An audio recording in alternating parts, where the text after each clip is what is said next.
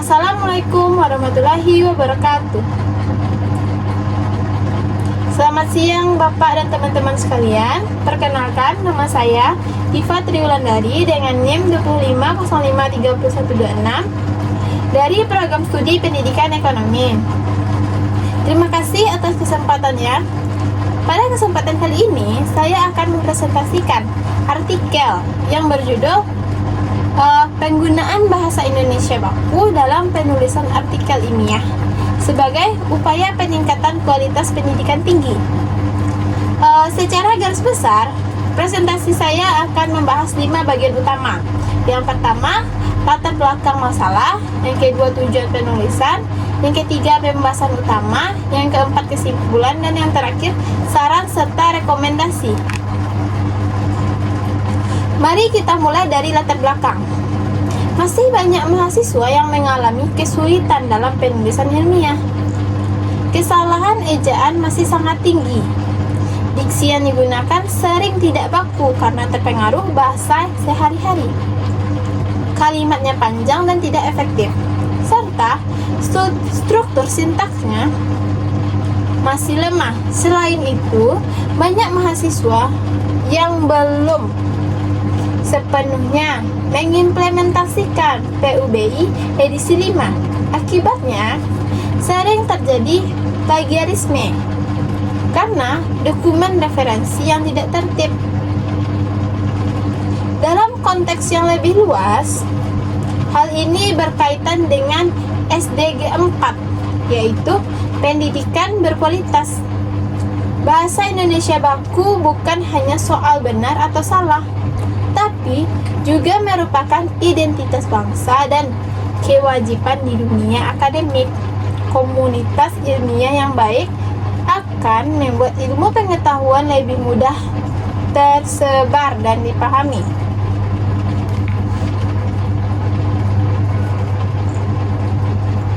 Oleh karena itu, kemampuan menulis ilmiah yang berkualitas menjadi sangat penting bagi lulusan perguruan tinggi agar kompetitif di tingkat global. Nah, selanjutnya kita akan membahas itu tentang tujuan dari penulisan.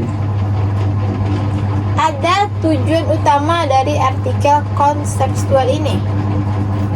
Yang pertama, menganalisis urgensi atau pentingnya menggunakan bahasa Indonesia baku dalam penulisan artikel ilmiah di perguruan tinggi. Yang kedua, mengidentifikasi dan mengklasifikasikan berbagai kesalahan berbahasa yang biasa dilakukan mahasiswa, baik itu kesalahan ejaan, diksi maupun sintaks. Yang ketiga, mendeskripsikan bagaimana aplikasi Mendeley dapat membantu menjaga integritas akademik melalui sitasi dan daftar pustaka yang standar.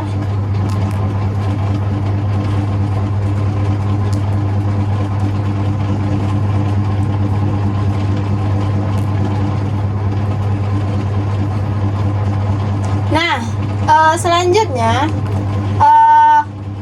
yang keempat itu ada membuktikan bahwa kemampuan menulis ilmiah yang baik berkontribusi langsung terhadap pencapaian SDG 4, khususnya pendidikan berkualitas.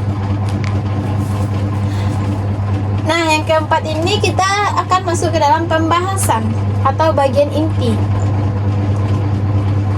Ragam bahasa ilmiah. Bahasa ilmiah memiliki ciri khas tersendiri. Ia harus lugas, objektif, dan bebas ambiguitas. Artinya, tidak boleh ada makna ganda. Kita juga harus menggunakan istilah teknis yang konsisten dan selalu berpegang pada data serta fakta yang bisa diverifikasi, bukan opini semata. Selanjutnya, tipologi kesalahan mahasiswa. Berdasarkan kajian, kesalahan mahasiswa umumnya terjadi di 3 aspek. Yang pertama itu ejaan, seperti penulisan kata serapan penggunaan tanda baca dan huruf kapital. Yang kedua itu diksi, sering menggunakan kata-kata tidak baku atau bahasa gaul sehari-hari.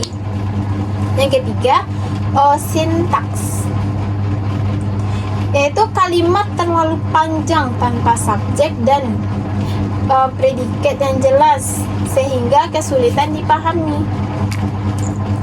Nah, selanjutnya itu Mendeley dan integritas akademik. Salah satu solusi teknologi yang sangat membantu adalah aplikasi Mendeley. Mendeley bisa menyinkronkan metadata dan file PDF langsung ke Microsoft Word, menghasilkan format citasi APA style edisi 7 yang akurat dan konsisten. Dengan begitu, kita bisa mencegah plagiarisme yang disebabkan oleh kelalaian dalam mendokumentasi sumber. Selanjutnya itu kontribusi terhadap SDG 4. Penulisan ilmiah yang berkualitas merupakan salah satu indikator pendidikan tinggi yang baik. Ini langsung mendukung target SDG 4, yaitu meningkatkan keterampilan teknis untuk mendapatkan pekerjaan yang layak dan bermakna. Nah, selanjutnya itu tantangan dan solusi strategis. Tentu saja ada tantangan seperti return blocks, kurang percaya diri, dan akses jurnal internal yang berbayar. Solusinya adalah mengintegrasikan praktek penulisan ilmiah di semua mata kuliah, bukan hanya di mata kuliah tertentu saja. Selanjutnya itu etika akademik dan hak kekayaan intelektual. Kita juga harus memahami etika akademik. Citasi yang jujur adalah bentuk penghargaan terhadap karya orang lain. Mahasiswa perlu mengenal berbagai jenis plagiarisme sejak dini. Ingat, similarity check hanyalah alat bantu, bukan jaminan bebas plagiarisme. Nah, selanjutnya itu implikasi bagi mahasiswa pendidikan ekonomi. Nah, bagi mahasiswa pendidikan ekonomis seperti saya, bahasa yang presisi sangat penting, karena ekonomi adalah ilmu yang dinamis. Kita dituntut menghasilkan materi ajar dan publikasi ilmiah yang bisa menjadi rujukan masyarakat luas. Kombinasi literasi bahasa dan kompetensi ekonomi akan menghasilkan lulusan yang kompeten dan komunikatif. Nah, selanjutnya itu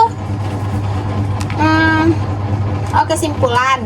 Dari pembahasan tersebut dapat disimpulkan bahwa bahasa Indonesia baku adalah fondasi utama kredibilitas akademik. Penggunaan Mendeley sangat signifikan dalam menjaga integritas citasi. Kemampuan menulis ilmiah adalah keterampilan penting di dunia kerja. Dan yang terpenting, penguatan literasi bahasa ilmiah merupakan kontribusi nyata kita sebagai mahasiswa dalam mendukung SDG 4, pendidikan berkualitas. Nah, yang selanjutnya itu masuk kepada saran dan rekomendasi. Berdasarkan simpulan tersebut, ada beberapa saran.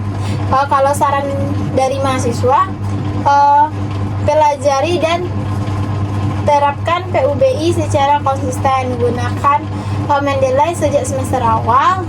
Analisis secara sistematis.